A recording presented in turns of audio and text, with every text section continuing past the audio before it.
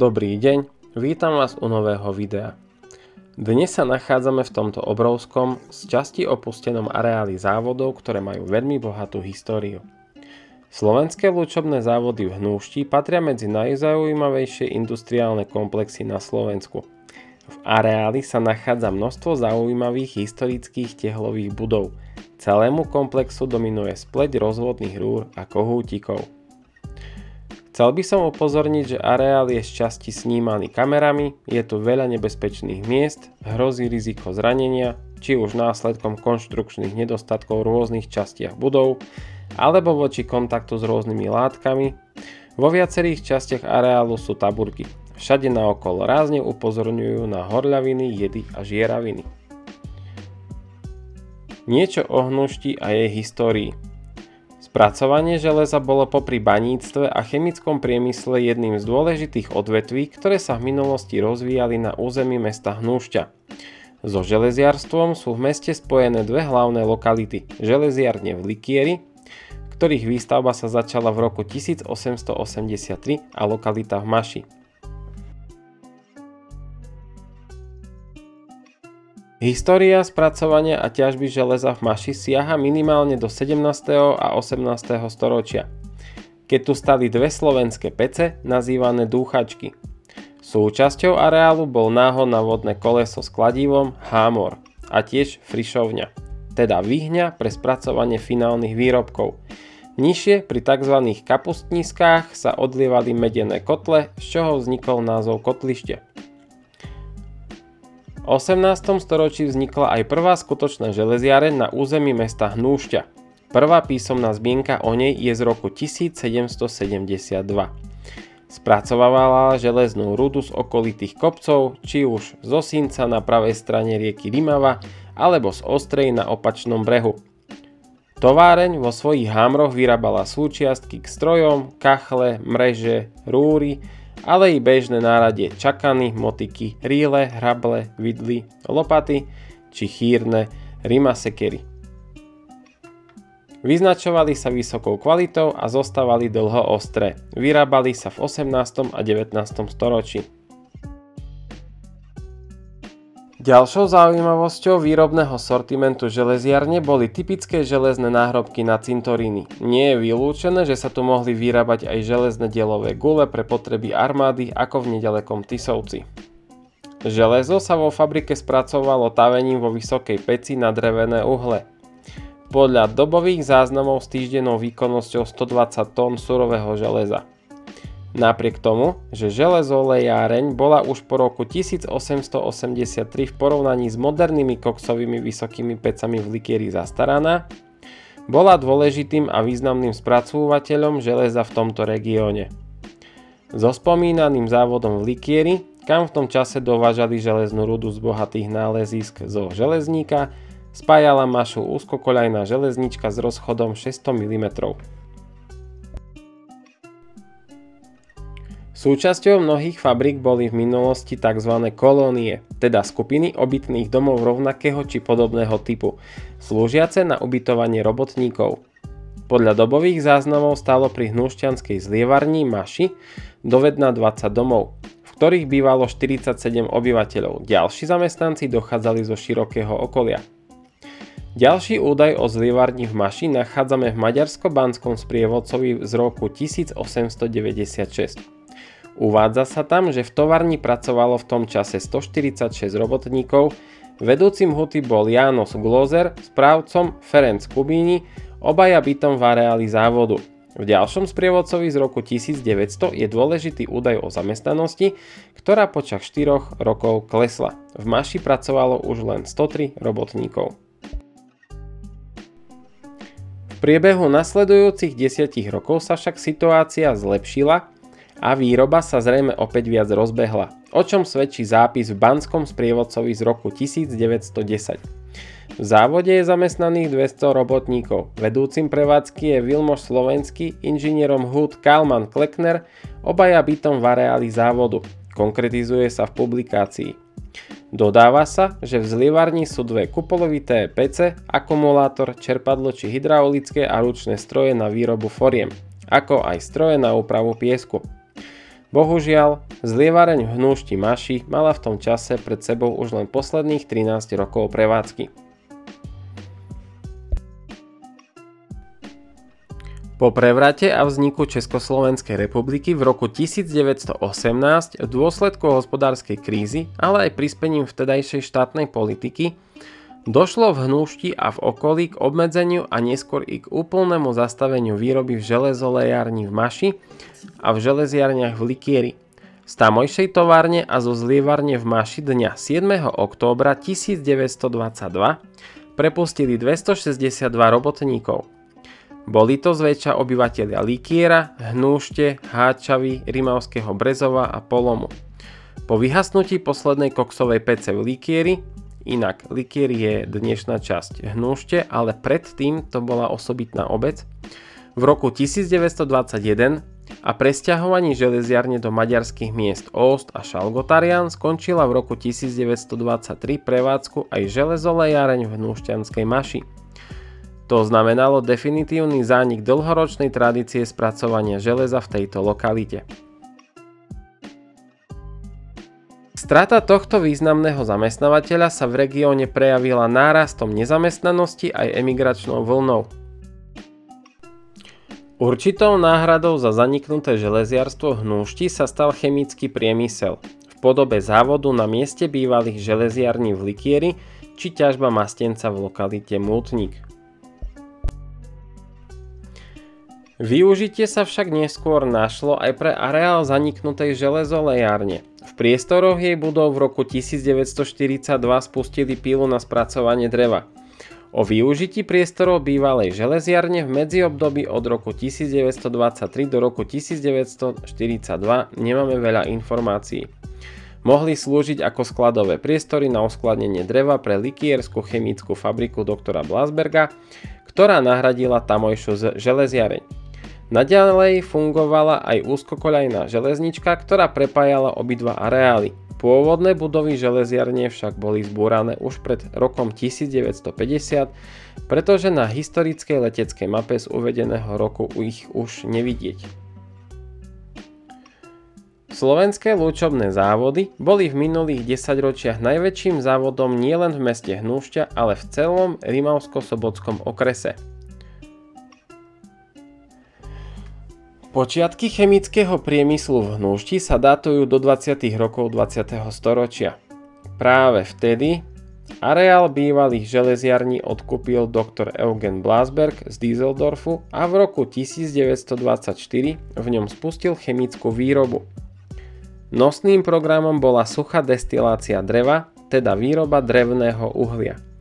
Vedľajšími produktami, ktoré vznikali pri destilácii, boli acetón, butylacetát, decht a ocot. Po roku 1945 bola v závode spustená tiež výroba lakov a farieb. Postupne sa pridávala aj výroba formaldehydu, cementačných práškov a čistých chemikálií, napríklad lekárskeho chloroformu a kryštalických octanov. Po roku 1948 bol podnik zoštátnený a k jeho výraznej modernizácii došlo v rokoch 1958 až 1960. Suchá destilácia dreva sa totiž prevádzala v ležatých retortách a kvôli zvýšeniu produkcie sa v slovenských lúčovných závodoch začala stavať moderná Lambiotová retorta. Jej výstavba stála 100 miliónov korún a do skúšobnej prevádzky bola spustená v roku 1960.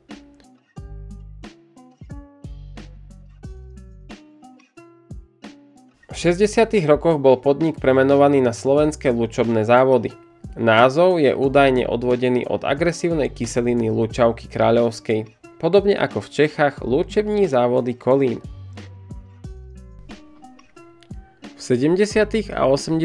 rokoch pribudli do portfólia slovenských lúčobných závodov aj výrobky z gumy. Nové haly pre gumarenskú výrobu sa začali stavať v roku 1978 a postupne sa tu vyrábali rôzne tesnenia, dušové a bezdušové ventily, domové rohože, autorohože, lapače nečistôt na automobily alebo aj mostné pruženia a mnoho iného. Slovenské lúčobné závody boli v tomto období najväčším podnikom v celom okrese. V slovenských lúčobných závodoch bola zastúpená vojenská výroba. V závode sa vyrábali detekčné preukáznikové trubičky na zisťovanie chemických látok vo vzduší. Bola tu aj zvláštna vojenská výroba G2020, teda výroba licnicových filtrov do plynových masiek. Práve s vojenskou výrobou je spojené vrcholné obdobie slovenských lúčobných závodov, ktoré sa datuje do druhej polovice 80. rokov. V tom čase tam pracovalo najviac zamestnancov, vyše 2400. Pri testovaní trubičiek na zisťovanie bojových plynov sa tu pracovalo i s iperitom či sarínom, fabrika pracovala pod prísnym dohľadom EŠTB i KGB. V nasledujúcom období 90. rokov však mali na slovenské lúčobné závody negatívny vplyv politické zmeny v bývalých socialistických krajinách a z nich vyplývajúce nové ekonomické trendy. Podnik stratil viaceré zahraničné trhy, najmä Sovietsky zväz, kam smerovala veľká časť produkcie. Podľa slov bývalých zamestnancov podniku uškodili aj niektoré neprezieravé rozhodnutia vtedajšieho vedenia. Výrazný miernik slovenských lúčobných závodov je spojený s rokom 1992, keď sa rozdelil na dve samostatné spoločnosti: Slovenské lúčobné závody a Technickú gumu. V tom čase v pôvodnom slovenskom lúčobnom závode ešte stále pracovalo zhruba 2200 zamestnancov. Do nového podniku Technická guma prešlo asi 500 z nich. Už sa však jasne začali prejavovať prvky ranného kapitalizmu, počet zamestnancov sa začal znižovať a výroba postupne upadala. V období pred definitívnym úpadkom výroby sa ešte stihli postaviť a zariadiť dve budovy, v ktorých mali byť moderné chemické laboratória, vývojári a technická príprava výroby. Nikdy sa tam však nepracovalo, pretože už bolo príliš neskoro. Ešte by som rád dodal, že tie moderné chemické laboratória máme natočené takisto, ale pridáme ich do samostatného ďalšieho videa. Čiže ako náhle vyjde video o týchto lúčobných závodoch, tak spracujem video tých chemických laboratórií a pridám ho v samostatnom videu, pretože si myslím, že si to zaslúžia. Je to veľmi zaujímavé miesto. Začala sa tiež výstavba čističky odpadových vôd, ani tá však nebola nikdy dokončená. Ďalšie prevádzky podniku, napríklad Lambiotová retorta či kotolňa s dvomi 50-tonovými kotlami, časom schátrali a dnes sú už úplne nepoužiteľné. So stratou trhov sa v slovenských lúčobných závodoch postupne znižovala výroba a jednotlivé prevádzky sa rad radom zastavovali. Najdlhšie vydržala výroba drevného uhlia a začala sa dokonca aj rekonštrukcia Lambiotovej retorty, v ktorej sa vyrábalo. Cieľom bolo upraviť ju tak, aby nevznikali žiadne nežiaduce odpady. Keby sa toto podarilo, fabrika by podľa mňa mala šancu fungovať ďalej, keďže o kvalitné hnušťanské drevné uhlie bol záujem. Slovenské lúčobné závody nakoniec koncom novembra 2005 skončili v konkurze. Ešte za ich chodu sa však vytvorili spoločnosti Slovenské lúčobné závody Nova a Slovenské lúčobné závody Chémia, respektíve Karbon, ktoré existujú dodnes. Zamestnávajú však už len pár desiatok ľudí a prakticky nič nevyrábajú. Neúspechom sa skončil aj nádejný projekt na spracovanie a recykláciu starých pneumatík, ktorý sa mal rozbehnúť v priestoroch slovenských lúčobných závodov. Skúsenosti tu boli a ľudia mali zvládnuté aj technológie. Narazili sme však na veľký odpor mesta a občanov, ktorí sa takejto prevádzky báli. Spustená teda bola len v testovacej prevádzke, do praxe sa nepodarilo dostať ani ďalší projekt na výrobu bionafty z repkového oleja. Koniec slovenským lúčobným závodom mesto pocítilo skutočne výrazne. Bol to hlavný dôvod vtedajšieho narastu nezamestnanosti, ktorá sa dostala do skutočne vysokých čísel. V zozname nezamestnaných figurovalo presne 1240 ľudí. Mesto sa však z tohto šoku spamätalo a v súčasnosti evidujú len niečo okolo 400 nezamestnaných, čo predstavuje zhruba 20% nezamestnanosť. A vplyv na zníženie nezamestnanosti má aj priemyselný park, ktorý mesto zriadilo v areáli bývalej Technickej gumy.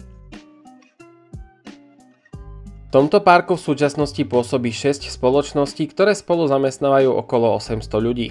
Najväčším zamestnávateľom je spoločnosť Eurail-Tech Corporation s viac ako 600 pracovníkmi.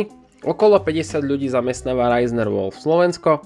Novým investorom je firma Biocon 1, ktorá zamestná približne 20 ľudí a spoločnosť Versaco by mala vytvoriť ďalších 60 pracovných miest. Problémom pri získaní nových investorov je okrem iného zlá dostupnosť pre chýbajúcu diaľnicu na južnom ťahu. Za všetky tieto podstatné a si myslím zaujímavé informácie ďakujem stránke minovohrad.zme.sk a takisto mesto.hnusta.sk. Čo sa týka môjho komentáru, tak by som rád nechal priestor aj hudbe a tomu, aby ste pocítili a nejako vnímali tú atmosféru daného miesta a mesta. Pokiaľ by som mal v pláne niečo zaujímavé povedať, alebo čo sa týka toho, čo si nemôžete nejako pocítiť z videa, teda či už nejaké tie emócie, pachy a tak ďalej, tak určite to vo videu spomeniem, ale zatiaľ to nechám už iba s tou hudbou v pozadí a ak by niečo, tak sa určite ozvem.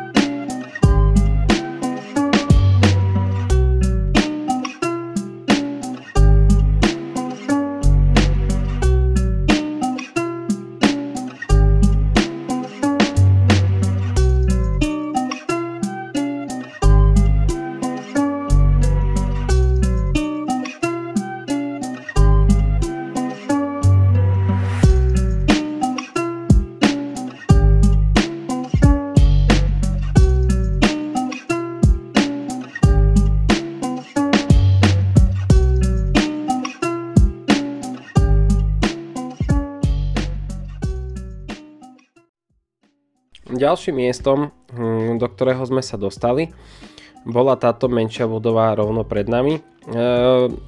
Neviem úplne presne, na čo táto budova slúžila, nakoľko v celej tejto budove prevládal taký zvláštny pach, ako keby od výkalov hospodárskych zvierat, čiže tak úplne neviem, na čo slúžila, pretože budova v prvom rade vyzerá ako nejaká administratívna budova alebo niečo podobného charakteru, avšak keďže sa tu nezachovalo prakticky nič z pôvodného vybavenia, tak si neviem vlastne nejako zhodnotiť, čo to mohlo byť. Avšak podľa maľovky na stenách to skôr mohlo pôsobiť ako nejaké pracovisko pre zamestnancov.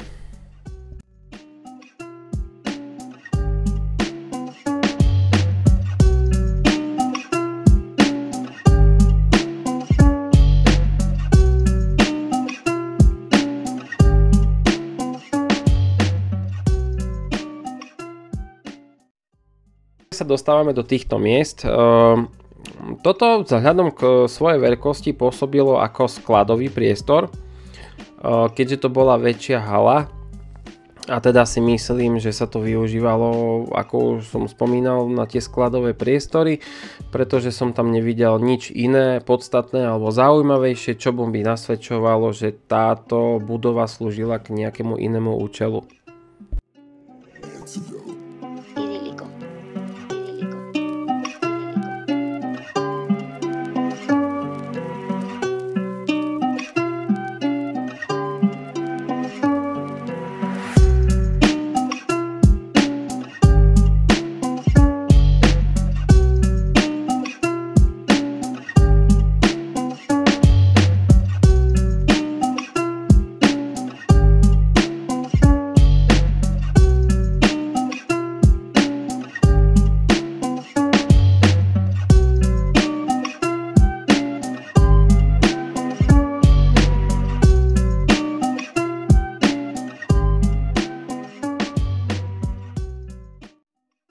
Po mojej ľavici sú ešte také menšie drevené schodíky smerom hore na poschodie, avšak moja priateľka, ktorá váži asi o polovicu než ja, sa už sťažovala na to, že sa dosť prehýbajú, tak sme teda neriskovali. Tuto ešte sa už nachádzame vo vonkajšom priestore v exteriéri, pozeráme sa na chladiacu väžu a po mojej pravici bude ešte väčší trávový porast a za ňou teda sú ešte nejaké budovy, ktoré keď sme tak letmo prezreli, nám pripadali dosť prázdne a teda sme už z týchto priestorov netočili.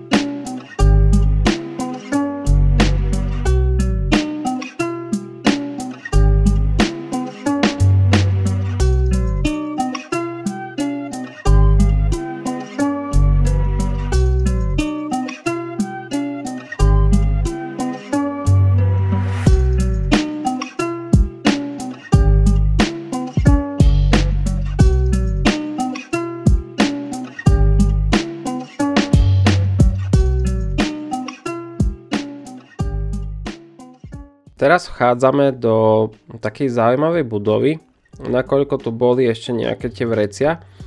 Avšak po tom, čo sme do tejto budovy vstúpili, nás čakalo celkom milé prekvapenie, pretože táto budova mala takú veľmi zvláštnu atmosféru, hlavne s tým zarasteným machom na zemi. A teda neviem, pôsobilo to na mňa v takom industriálnom štýle, kde už je vidieť, ako si príroda berie svoje a ono to celkom pekne takto spoločne vyzerá. Tu už neviem povedať, čo presne bolo, nakoľko mohli to byť ako skladové priestory.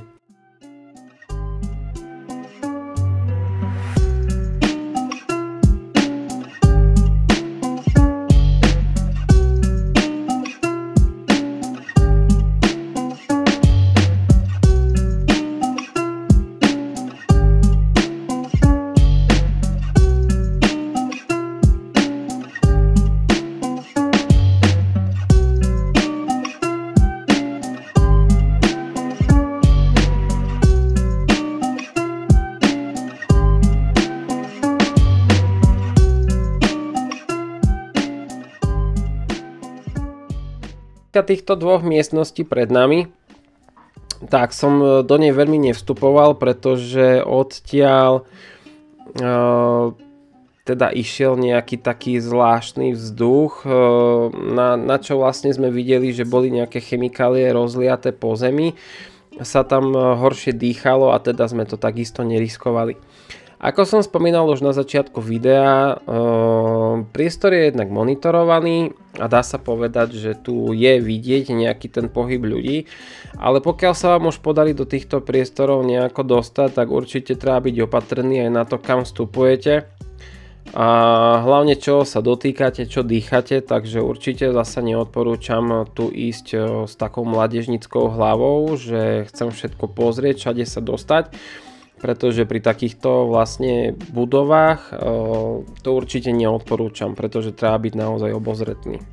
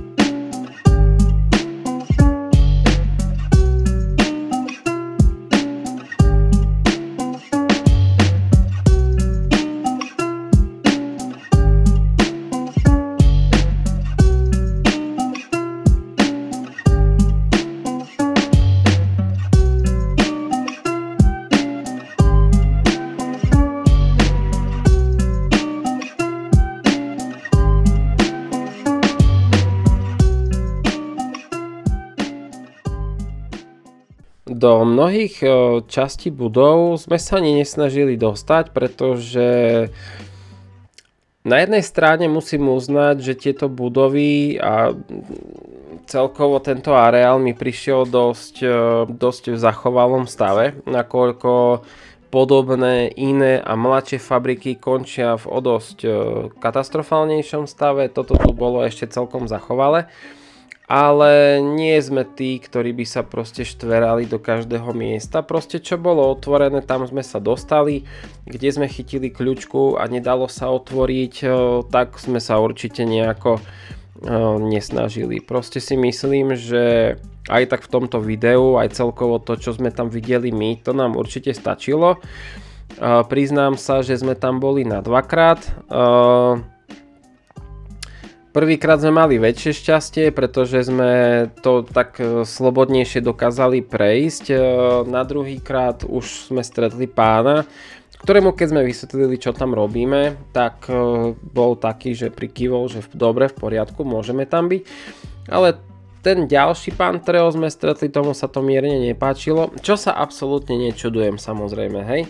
Pretože keď vám do takéhoto areálu začnú chodiť rôzni zvedavci, zberači kovov, ľudia, ktorí si to chcú natočiť a tak ďalej, myslím si, že pre tých ľudí, ktorých sú tam ešte zamestnaní, je to celkom otravná záležitosť a určite nechcú byť zodpovední za to, že by sa vám tam niečo v takýchto budovách stalo. Takže chápem a som rád aj za to, čo sme natočili, čo sme tam našli. Aj keď sme neboli v každej jednej časti, určite to pre nás bol veľmi zaujímavý zážitok.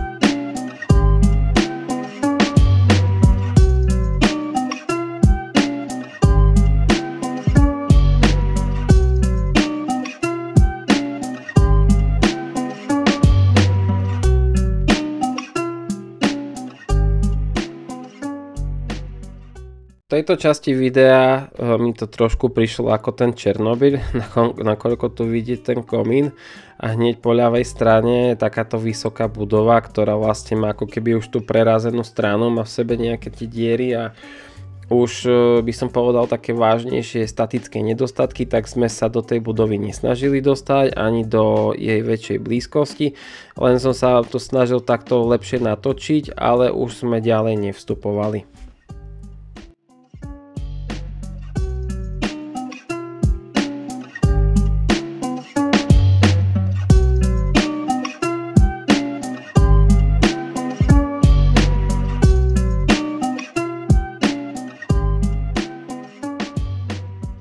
Táto hala bola pre mňa zaujímavá hlavne tým, že mala taký zaujímavý strop. V podstate keď sme tu vošli, sme tu videli takéto obrovské vrecia a teda príde mi to ako skladový priestor, v ktorom boli vlastne fľaštičky a uzávery na riedidla, teda acetón. Pretože potom si môžete všimnúť, že tam boli také tie špecifické uzávery, ktoré môžete vidieť na riedidlách a takisto aj fľaštičky. A takisto sa teraz ešte pozeráme na nejaké tie tehly, takže tiež si myslím, že to je nejaký skladový priestor. Možno v minulosti to bolo niečo iné, ale teraz už to malo využitie už iba ako sklad.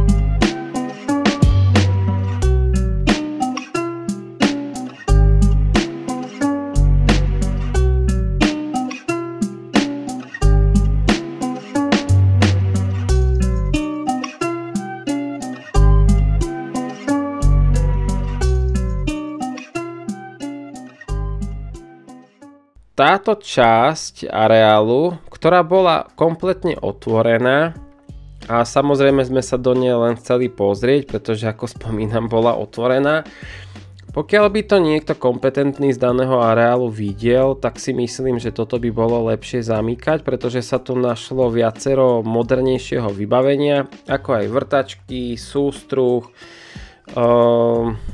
nejaké časti, nejakej konštrukcie, tak v podstate keď sme to videli, len sme nakúkli, ale odišli sme preč. Takže toto by si myslím bolo potrebné viac zabezpečiť.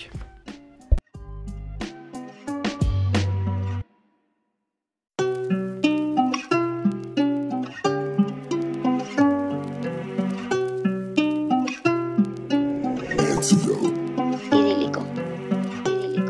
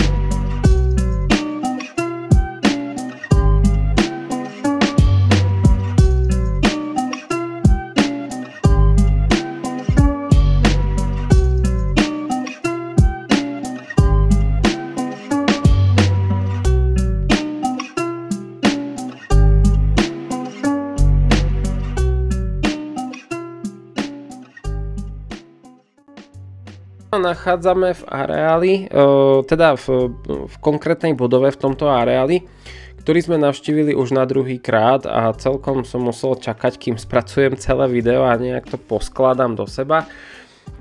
To už bol ten druhý deň, kedy sme nemali také šťastie na taký slobodný a voľnejší pohyb, keďže v areáli sa pohybovali aj psi. Takže toto je vlastne jedna budova z nich. Tiež úplne nepoznám tú históriu tej budovy a čo presne sa v tejto budove dialo. Takže vám to nechám bez komentára, možno niekto, kto tam pracoval, bude vedieť. Avšak ja toto nechcem zbytočne nejako hltiť mojimi komentármi plné neznalosti. Takže toto nechám zatiaľ len tak bežať. A potom sme sa dostali po tejto budove ešte do budovy vlastne tých chemických laboratórií, ale ako som spomínal ešte predtým, nechám to po tomto videu v samostatnej časti.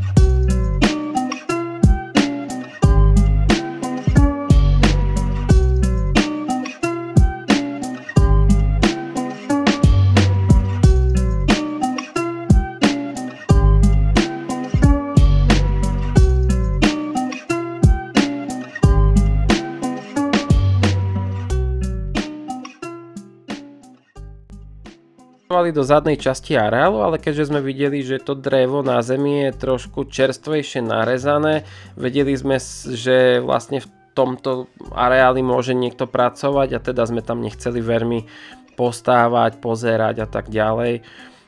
Čo vlastne aj táto ulička, ktorou sme sa vraceli naspäť k rampe,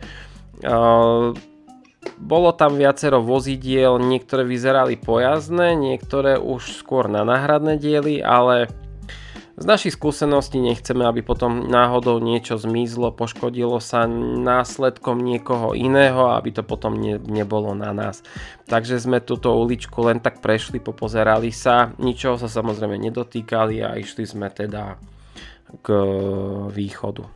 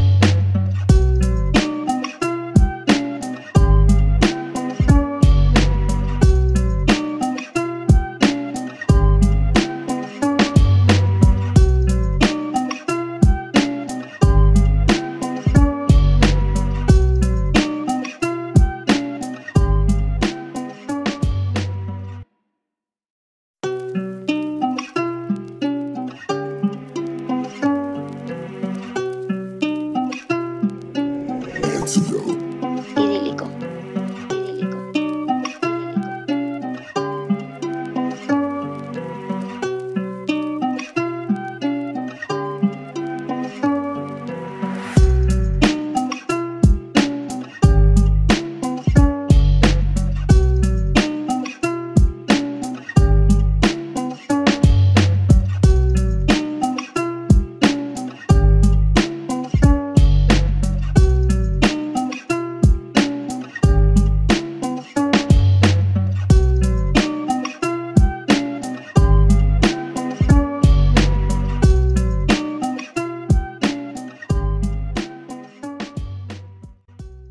Týmto sa s vami lúčim, dúfam, že ste si pozreli alespoň väčšiu časť videa, že som vás nejako nenudil. Pokiaľ sa vám video páčilo, tak zanechajte koment, dajte like, prípadne ma začnite sledovať, určite pridám aj nejaké tie ďalšie zaujímavé miesta. Takisto ďakujem za pozeranie a už začína ako stále fotogaléria. Tak ďakujem veľmi pekne za váš čas, majte sa pekne.